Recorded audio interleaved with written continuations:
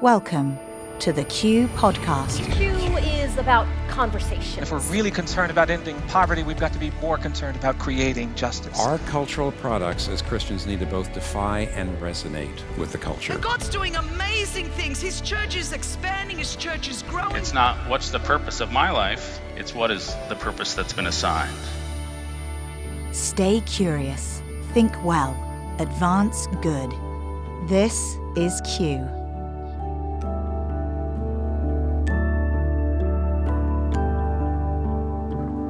Hi, this is Gabe Lyons. Welcome to another edition of the Q Ideas podcast. And we're doing something special today. I'm really excited to introduce you to a conversation that is happening on a different podcast. Now, I know that might seem odd, but we wanted you as our consistent, loyal audience who listens to talks every week, who gets our take on it, who goes a little deeper into some of these areas that we are exploring as an organization that we believe are really important for how Christians are going to engage our world today, that we introduce you to an episode that just released on our NeuroFaith podcast. So if you're not familiar with NeuroFaith, NeuroFaith is another podcast that we've launched through Q Ideas that's hosted by Dr. Curt Thompson. Now, Dr. Curt Thompson's board-certified psychiatrist. He explores all these themes around interpersonal neurobiology and Christianity. And NeuroFaith helps listeners like you discover how your minds were built to function and how to implement healthy practices that confront fear and encourage mindfulness. And I will say, in our culture today, this conversation around neuroscience and NeuroFaith could not be more important for the believer. And here's why. As you think about the current mode in which people operate today, they've pretty much done away with religion. They're not as interested in religion or the moral frameworks that religion created in how they process what's good for me, what's bad for me, what will lead me to flourishing. But what people are paying attention to is science. They're very interested in what are we learning, what are we discovering, what is provable. And so neuroscience has become one of those fields that's fascinating so many people because what it does for us as a Christian who believes God's designed us, He's designed our brains, He's helped us become who we're supposed to be, and He knows best how we function best and what kind of relationships we need to be in and how those need to function. And what's happening is the field of science is really catching up with God's design. They're starting to discover the unique nature at which God's designed humankind, and in that unique nature, how we function and flourish best. And so for all of us, even if you're not into science, even if you would consider yourself a novice and not an academic or an intellectual, we need to, as Christians, get more and more familiar with how our minds work, how our brains work, the ways in which God's designed us, because you're going to find yourself in conversations where you're going to help illuminate for people this unique idea that God's made them this way.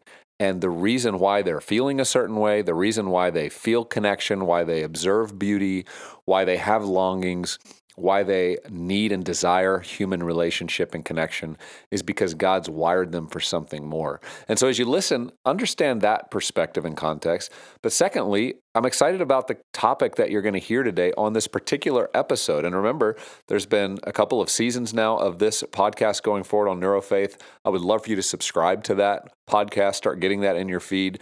We do short seasons on that with Dr. Curt Thompson, interviewing very specific scientists, counselors, and others who can help you get a better grasp of how you're processing your emotions and what's working inside your mind and what needs a little bit of work. Today, you're going to hear a conversation on a very important topic called Do Emotions Matter?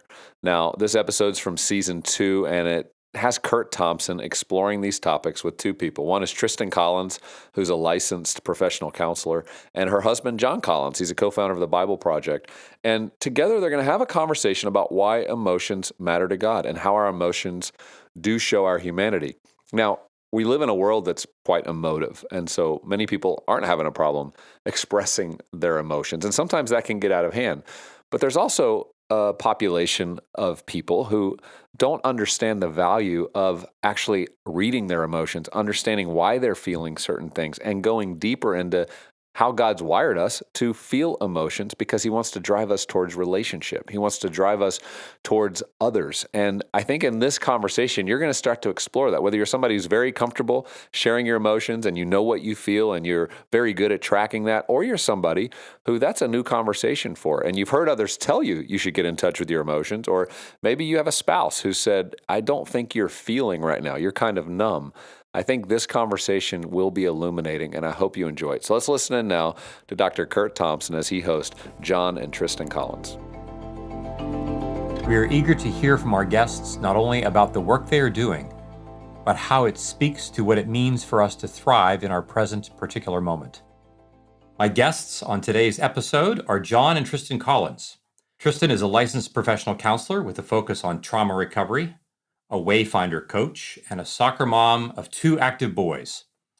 Her husband, Jon, is co-founder of the BibleProject and pioneered the medium of explainer videos with his early marketplace work. Together, with Tristen's training in mental health and Jon's curious mind, they wrote a book called Why Emotions Matter to explore embodied spirituality. Jon and Tristen, welcome to the podcast. Thank you for having us. Yeah, thanks. So as we were talking about in the beginning of our time, we like to begin with inviting our guests to talk a little bit about what it is about their own personal story that drew them into the work that you're now doing, and would love to hear you each talk a little bit about that. Yeah, I'll start. So I grew up here in the Pacific Northwest. That's where we're at now. And I consider myself a rational skeptic. I live inside my head and I love to think about things and I love to try to understand things. And I grew up in a Christian home that was very interested in understanding the Bible. So that became an early obsession of mine, is trying to understand this book and what it means for how to be human, the question often was, how do you get to heaven? But really trying to understand what this book was all about. So I went off to Bible college and I studied at a college here in Portland, Oregon, and began to realize that my obsession with understanding things kind of expanded beyond just the Bible. And I felt really too young and just too ill-equipped to really understand and explain the Bible. So that got me interested in just honing the skills of explanation in other formats. And so I started doing work for a lot of tech companies, explaining their software and technology, and beginning to learn this medium of explainer videos, taking ideas and turning them into these short visual explanations. Okay. So I'm like a 59-year-old dude. Yeah. So explainer videos. Could you please explain explainer videos? Yeah. So when YouTube became popular back in the early 2000s, it created a new form of distribution, which allowed for people to share videos more readily. And also, everyone had access to better equipment and software that allowed you to make videos in your home. And so the synthesis of that became being able to make really simple, cartoony videos using text and drawings and illustrations to explain a concept and put it up online, and then people could share it. And it helped people kind of understand all sorts of things. And the tech world really began to love these, because the tech world had really difficult to explain ideas like cloud computing or whatever their new piece of software was supposed to do and why. And so these short animated videos just helped unlock that for people. So this craft of explaining things visually and concisely became this really wonderful medium to help people have a paradigm shift. But underneath that was just, for me, a desire to understand the world. And one of the things in our relationship, Tristen and I, that was hard for me to understand was the world of emotions. I grew up believing that emotions were like a liability, something not to be trusted, something to repress and ignore and to rise above. And so one of the conflicts that constantly came up in our marriage was our opinion on how to deal with emotions. And one day Tristen brought home for me a chart that she got during grad school of, here's all the emotions. So just look at it and identify what you feel, and then we could talk about it. And I hung it up by my computer and I looked at it, but it felt like looking at the dashboard of an airplane cockpit. It just made no sense to me. But at the same time, Tristen's going to school, really thinking about these things. And so we wanted a project that allowed us to work on this together. Yeah, John and I both went to the same Bible college. And so we met through friends that way. But it was just through school that I realized that I was more interested in psychology and that understanding how theology intersect with psychology was a big interest for me. So I ended up going to graduate school and more specifically learning about psychology and counseling. And then during that time, just having more, realizations about the value of emotions. And so, of course, coming home and wanting to share with John the new things that I'm learning. And yeah, we just had some interesting conversations of just our different perspectives and how to deal with emotions.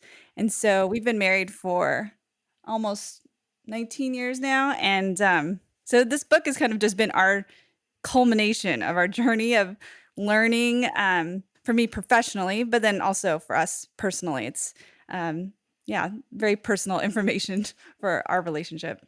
I would love to hear you each talk a little bit about the book. First of all, what are some things that you are really deeply pleased with that came out of that project together? And also part of what, not just what pleased you, I wonder if there was anything that surprised you that emerged out of that project together. And just tell our audience what the book is about and its title and so forth. We're going to push that at the end, but I would love to hear about some of those things. Yeah, so we did this in order to create a shared language for each other that we could use to understand emotions. And I actually really wanted to understand what emotions were. I didn't have a good way to think about what emotions were. And like I said, I just kind of lived in this world of thought.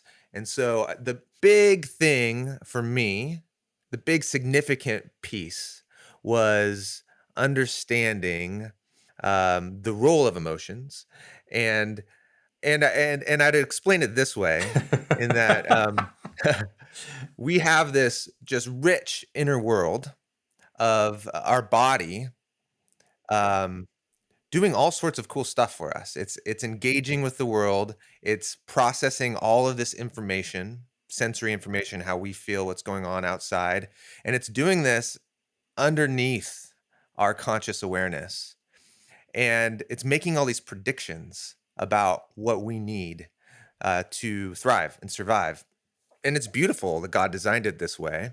And so for me, to begin to understand emotions as my body tapping into information made me really interested in getting access to that information too. As a rational person, like I want more information. I want to understand things more. And so understanding that my body had an intelligence and that feelings and emotions were my access to that intelligence. And so Tristen had this really great metaphor she developed of the dashboard, which was kind of key to helping me understand that. Yeah, just that I thought it was helpful to kind of think about emotions like the signals on the dashboard of our car, where, they aren't right or wrong, but it's more about looking at that information and trying to assess what is it trying to communicate to me. And oftentimes what it's communicating is unmet needs. And so Can you give us an example of that? yeah. So I think, let's say, for example, with the emotion of shame, that, that signal might be going off on our dashboard. And so I think when we look into it as, okay, this is trying to communicate something to me. What is it trying to communicate? And one of the suggestions we gave is that it could be communicating there's a threat to your identity.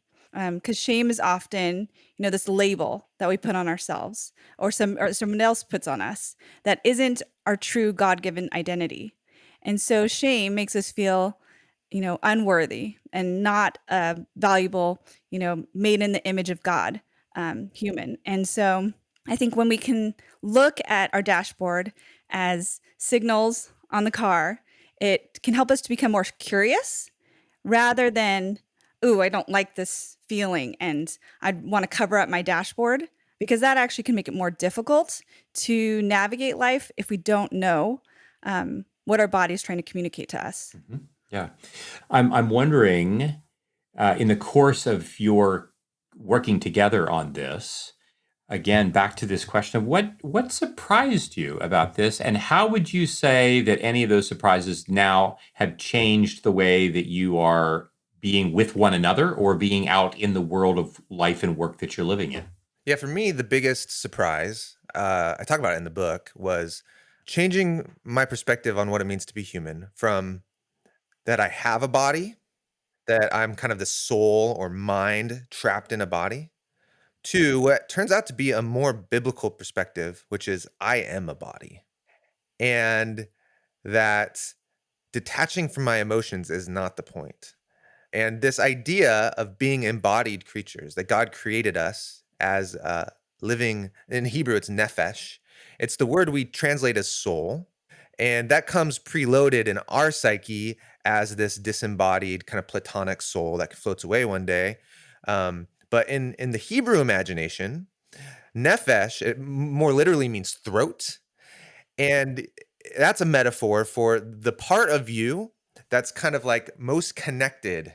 It connects you to life. It's where, food comes down. It's where you breathe through. It's like the most embodied part of you, really, your throat.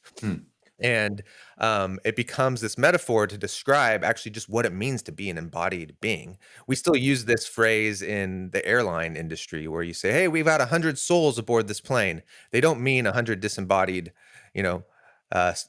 spirits. They actually mean the old English way of that word, which is like a person. And that the purpose that God gave us is to be bodies, and that the hope in the Bible is resurrection. Indeed. To be reformed into new bodies. So that man was such a surprise to me. That was not the paradigm I had about what it means to be human.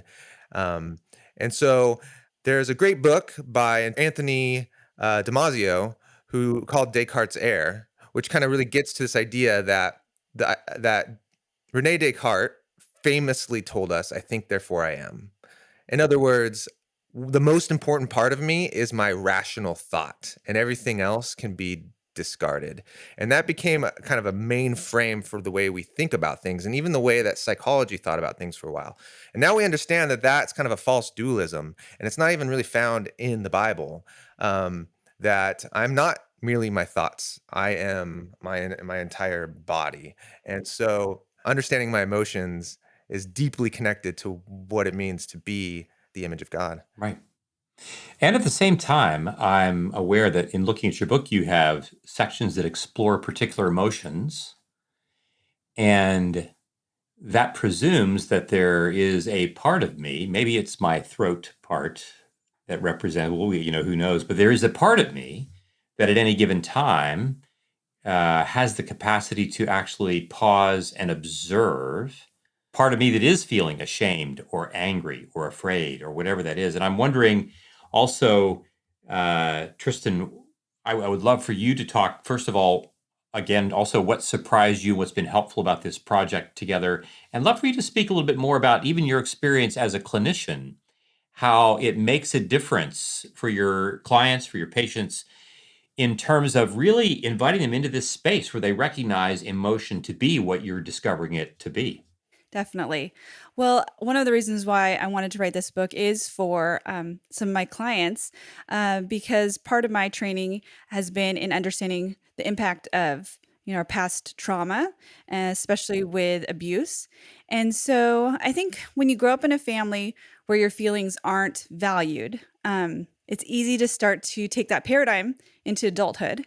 And what I noticed is that clients that have experienced trauma, oftentimes it comes up in their feelings, even in present day, even though it's from the past. And so I can empathize in that it's frustrating when you have these emotions that, fear, for example, that in your present circumstances, like, oh, my husband's a safe person. I shouldn't be afraid that he's touching me. And so what's so difficult is that it doesn't make sense to you in the present circumstance. So part of you could easily explain it away, like, oh, see, emotions are bad.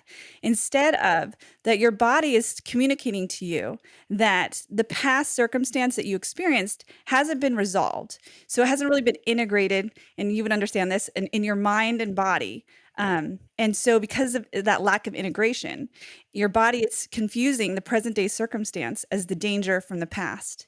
And that can feel just like crazy making to people. And so post-traumatic stress disorder is, one of those confused, I'd call it like confused signals that create chaos for people. And so, you're much more likely to struggle with addiction and a lot of self-sabotage because it's so difficult to deal with these emotions that don't make sense, but they are there for a reason. And there are great tools out there, specifically like EMDR is one of those great trauma tools that help people to process these confusing signals.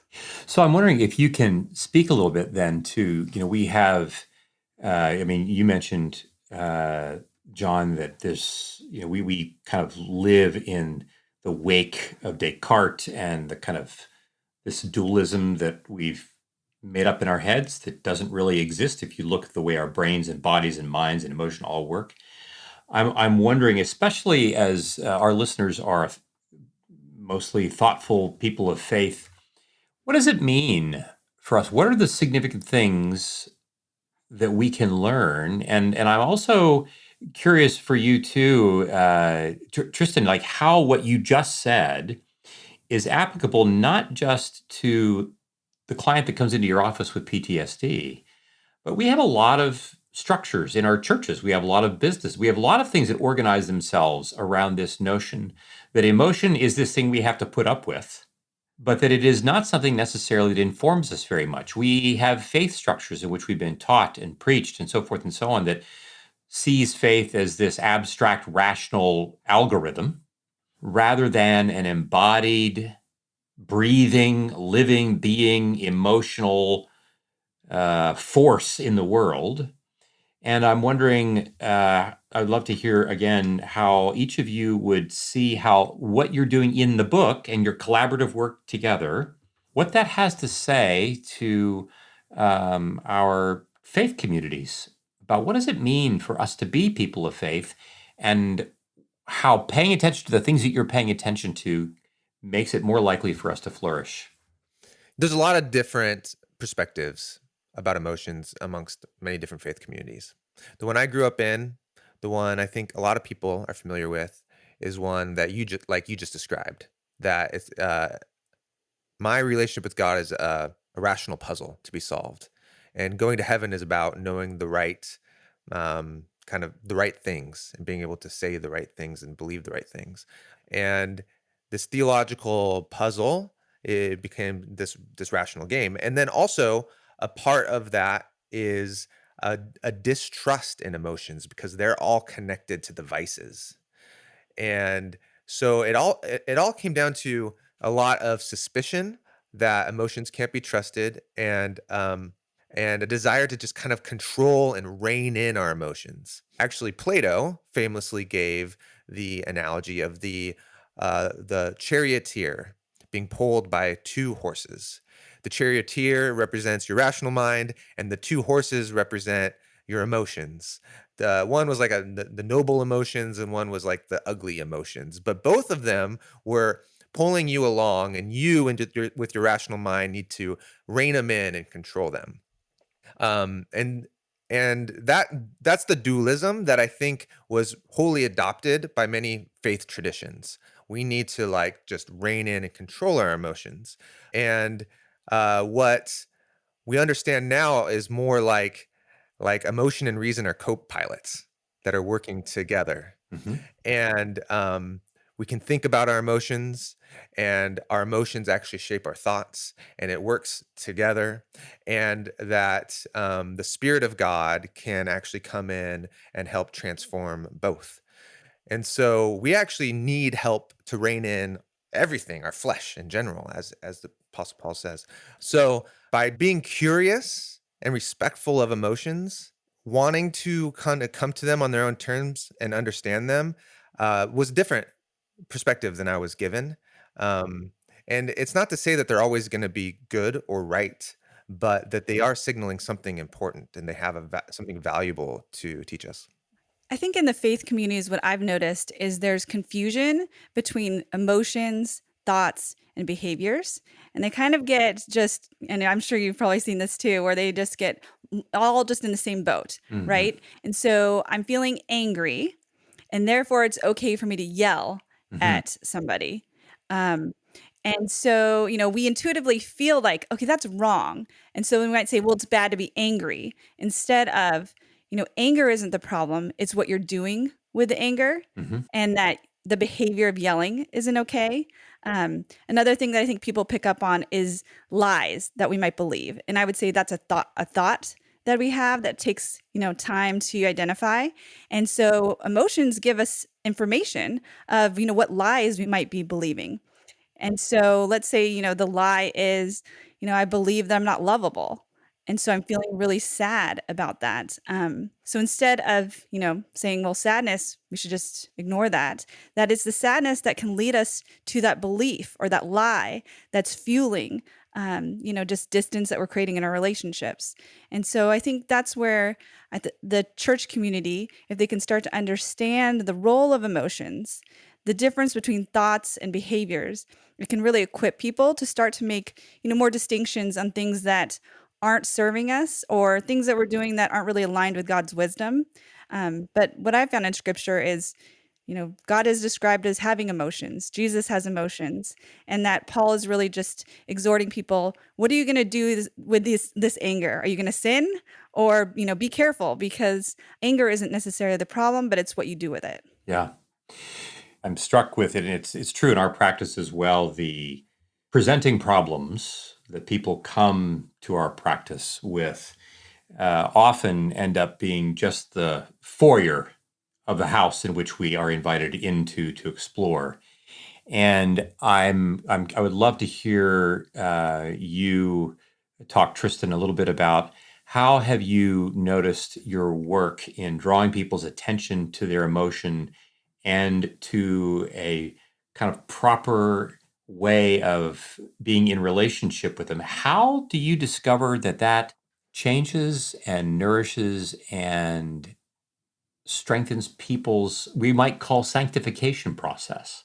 How does it change their relationship with God in ways that have brought them to flourishing? What I've experienced with emotion is that emotions connect us in our relationships. And so just thinking in human relationships, that when my good friend or my client shares with me their sadness, I'm really drawn in. And it really can create like a bond. And I think that when you've lived your life ignoring or suppressing emotions, it makes it difficult for people to feel close to you, and that I think that affects your relationship with God as well. That I've noticed with clients, when they can really be honest, first in the relationships with people about, ways that they've been really hurt and broken, or what they're really jealous about, or what they're really angry about, that breaks open their soul in a way that they can commune with God in a different way. And that, when we can tell God what we're really angry about and what we're really, feeling despair about, that helps our relationship with God, and it changes us. It's changed me in that way too. One of the things that we talk about in the work that we do is, if people ask what I do as a psychiatrist, and I say, besides the medical interventions and so forth, I think that one of the things that we think that we're trying to do is to enable people to tell their stories more truly. And by truly, we don't just mean telling them more closely aligned with the facts. What we're really meaning is telling them more faithfully, telling them more inclusively, including all the things that are true about their story. And I think about the way the two of you have beautifully articulated this notion of how we can get separated into thinking that our emotion is this thing that we have to put up with and that we have to sequester and, somehow contain just so it doesn't bother me too much. And what begins to happen, the richness that begins to flow into a person's life when we begin to take, dare we might say, a more biblical posture toward the way we've been made more fully with the breath of God. And I'm wondering, Jon, as you are discovering these things, and you've had some sense of new way of being. I'm wondering how in the work that you do, how this has contributed to the work that you do with the Bible Project or anything else that you're doing that where has it had practical implication for you? Well, I would say even just personally, it's had a lot of impact for me. I think I tell this story in the book where I was having a lot of anxiety, and because I would ignore my anxiety, not even pay attention to it, not even really understanding that I was having it. I think my body had to ramp it up, and it got to the point where I'd have these weird experiences where just like my thoughts were racing, everything seemed kind of loud but then quiet at the same time, and and still but kind of frantic. There's this weird moment, and for me, I experienced it in this detached manner of like, what's going on? And at one point, Tristen, I was telling her about this, and she's like, that's anxiety. Yeah, that sounds like a panic attack. Let's just be frank. That's not just anxiety. Yeah. Yeah. And so I started to pay more attention to when this was happening and try to understand, well, what is it trying to communicate to me? And it happened actually at one point where I was dealing with a business partner that was having a hard time knowing if I could trust. And in my mind, I was giving myself all these reasons why I couldn't conclude whether or not yet decisively whether or not I can trust this guy. But my body had a different opinion, and it was trying to talk to me. And so actually just kind of one night waking me up, realizing this is why I'm having this anxiety, and then making a decision like, okay, I'm going to close off this relationship. I wouldn't have been able to do that if I didn't understand, one, to be able to identify what I was feeling, but two, to be able to investigate what it is that this feeling is trying to communicate to me. And that same anxiety appeared when I was selling a business. This fear of, man, will I have enough? Will the sale of this business represent enough for the kind of freedom I want to be able to do the work that I want? I started getting really, really anxious about it, and realizing that anxiety and actually being able to then bring that to God and like talk to God about it, and having a really wonderful experience where God was able to pretty much tell me like he will be enough, and me coming to terms with that. And that all happened through my understanding of that emotion. And so I do hope that it's also impacting kind of the organization that we're building. I mean, we have 100 employees now at Bible Project, and there's a proverb that when you have many ox, the stable are full, and it's talking about ox poop. That when you have a lot of ox to work the field, there's also a lot of ox poop. Okay, wait. We're just, people are going to like press pause, rewind, play it again. Pause, rewind, play it again. Oh my gosh. Go ahead. Yeah. And we all understand this. Like, interpersonal relationships are hard. And it's hard because we don't always say what we mean. We don't always mean what we say. We don't always understand what we want. We don't always listen and try to understand what other people need. And it becomes really messy. And it's easy to try to abstract this to just this, like, well, just do the right thing, say the right thing, have the right processes.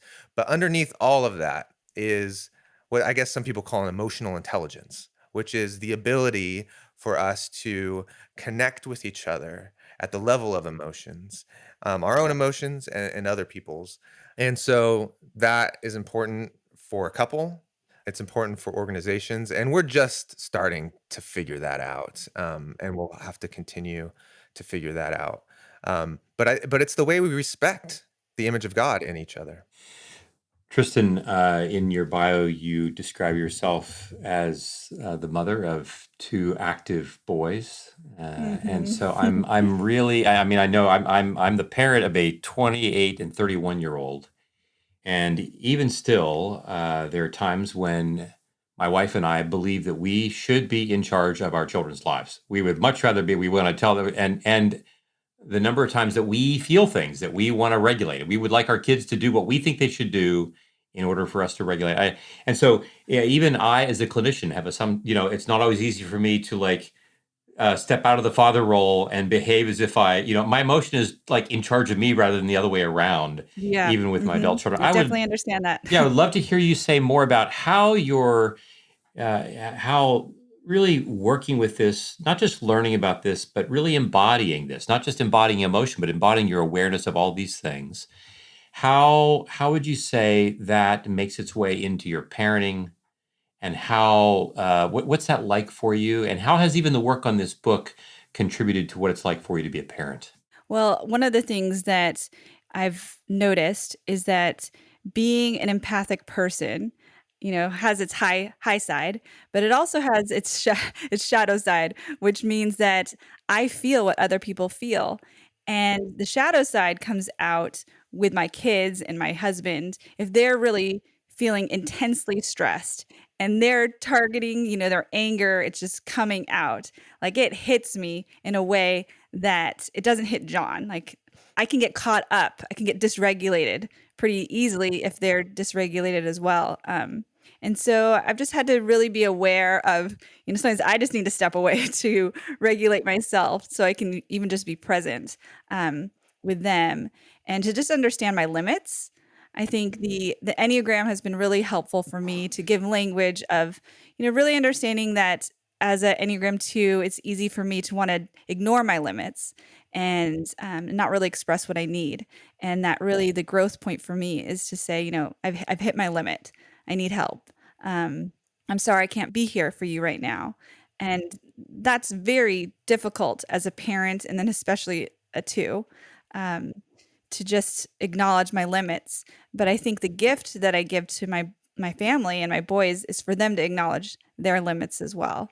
And it's just really rewarding to hear from my boys using language that I didn't have as a kid. Like saying, I'm really afraid of being embarrassed or being an embarrassment. And that it just means so much to me that, they would be able to share that with me and feel safe to just say that their fear and concerns and, I can't fix it. But I can just hold it and know that they trust me enough that to just express that and know that, it's not going to be overwhelming for them if that happens. Well, I think too about the way as you're talking, I'm thinking like, my goodness, like you are, when we think about the English language translation of Genesis 2:7, this notion, and then the Lord God formed the man out of the dust of the earth. This notion of forming, being intentional, being lengthy, it doesn't happen in an instant. He's not just stamping out widgets. And I think about the way, and he forms a physicality. There's this physicality that comes, at least initially, at least it would appear. And I think about how, even as we talk about emotion, I'm imagining as you are forming your boys, you're not just forming in them some abstract way of thinking about faith. By talking about emotion, by inviting them to put language to emotion, I'm picturing, given everything that you've told me, like I'm having this moment of kind of revelation, this notion of how you are forming their very bodies by drawing their attention to their emotion that they experience in their physicality. Myself as well, not something that my parents would have been drawing my attention to. And I think to myself, my goodness, how fortunate are your sons that they are being formed and being given opportunity to be introduced to the God who has made them as they truly have been made, because they're being introduced to all those parts as opposed to only some of them. If I get reincarnated, can I come back and be in your family? I would like to. That's very sweet. Like to do that. Well, I think our boys would definitely say otherwise. But I'm sure we're screwing them up in other ways. Yeah. If anything, what I'm hoping that they understand is that we are human and that Jesus is really what we need in our lives. Right. We were talking earlier on about the Bible Project. I think about the way, even the very physicality of what I've witnessed so far in many of the vignettes where there have been videos played out, the very physicality of how things are drawn and the way that it evokes things in the right hemisphere that allows me to imagine things that I can even feel literally in my body as I'm watching it being drawn in the video while I'm listening to the audio describing. And I also just want to say that in many respects, what you two have done in your book and what you then do, Tristen, in the clinic, and what, Jon, you and your folks are doing at the Bible Project are really enabling those of us who get the privilege of being in your presence to witness this full-bodied encounter with the Jesus who's coming for us. And it has been an utter delight to talk with you and to hear of your wisdom. And if people want to get in touch with you, we want them to have the opportunity to do that if you would so desire. If you would so not desire, you can just say, no, people may not contact me whatsoever in any way, shape, or form. But if so, how would people get in touch with you or find out more about your work, and tell us where they can access your book? So the book, you can find it at whyemotionsmatter.com or just Google Why Emotions Matter. Tristen's website is tristencollins.com. Her spelling is unique, so maybe look that up, and you can find out more about her work there. And I'm most active online on my Twitter account, which is just at JonPDX, JonPDX. So if you want to say hi to me, that's a good way to do that. And I'm not very good at social media, so you can find me on my website. Yeah. Well, that's because you're spending time with real human beings, with your real human bodies in real time and space. That's a nice way to put it. Yeah, indeed. Very good. Well, to both of you, thank you ever so much. It's been a delight, and I am grateful that everyone has had the opportunity to meet you in this way. And I expect your work to continue to both deepen and expand the capacity for people's lives to flourish. So thank you so much for being with us. Thank you. Yeah, thank you. That's very kind. You have been listening to the NeuroFaith podcast. I'm your host, Dr. Curt Thompson, and today my guests have been Jon and Tristen Collins. I look forward to your joining us for our next episode this season as we continue our journey to explore life at the intersection of neuroscience in the light of following Jesus. Until then. Well, I hope you enjoyed this conversation. It was almost like a counseling session. And I think that's what happens with the NeuroFaith podcast, is you're not only becoming aware of some things that you've probably never thought about, you're hearing from the experts. You're hearing from the people who've done the research, who are understanding the way God's uniquely designed the brain. And then we're able to walk away and start applying it to our life, our relationships, how we're even reflective or not, and how we're thinking about the future. So I hope you'll subscribe to NeuroFaith. Do that now, and anywhere you're listening to podcasts, subscribe, share it with friends, and we'll look forward to another episode next week.